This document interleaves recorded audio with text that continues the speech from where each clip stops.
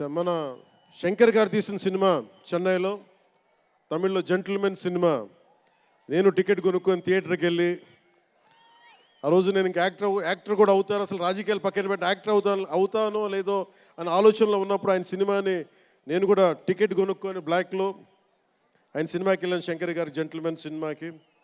అలాగే ప్రేమికుడికి కూడా ఎవరు లేక తోడుకి మా అమ్మమ్మని తీసుకెళ్ళాను ప్రేమికుడి సినిమాకి. பிரேமிக்குடி சினிமா அம்மா என்ன சொல்லுவாங்க, பாட்டி பாட்டியோடு போயிட்டாనే. అంటే అలాంటి అందరినీ, అన్ని వయసుల వాళ్ళని కూడా ఆకట్టుకునే సినిమా. ఎంటర్టైన్మెంట్తో పాటు ఒక సోషల్ మెసేజ్ ఉన్న సినిమాలు ఆయనవి. అలాంటి మంచి సినిమాలు భారతదేశంలో ఈ రోజున చరణ్ గారు కానీ, రాజమౌళి గారు కానీ, జూనియర్ ఎన్టీఆర్ కానీ వీరందరూ విఖ్యాతిగా మన ప్రపంచ వ్యాప్తి ఖ్యాతి ఉన్న రావటం అనేది, దానికి ఆద్యులు కొద్దిమంది డైరెక్టర్స్ ఉన్నారు, ముఖ్యంగా దక్షిణాది నుంచి. దాంట్లో చాలా కీలకమైన వ్యక్తి శంకర్ గారు.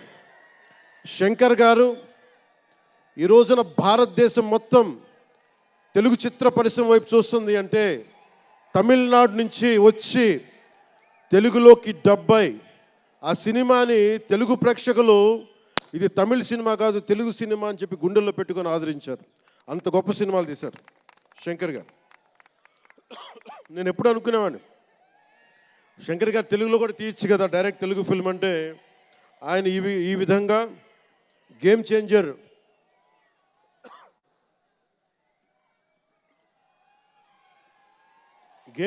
సినిమాని పూర్తిగా తెలుగులో తీసి మిగతా భాషల్లో డబ్ చేసే క్రమంలో రిలీజ్ చేస్తుంది. మనస్ఫూర్తిగా వారికి నా ధన్యవాదాలు.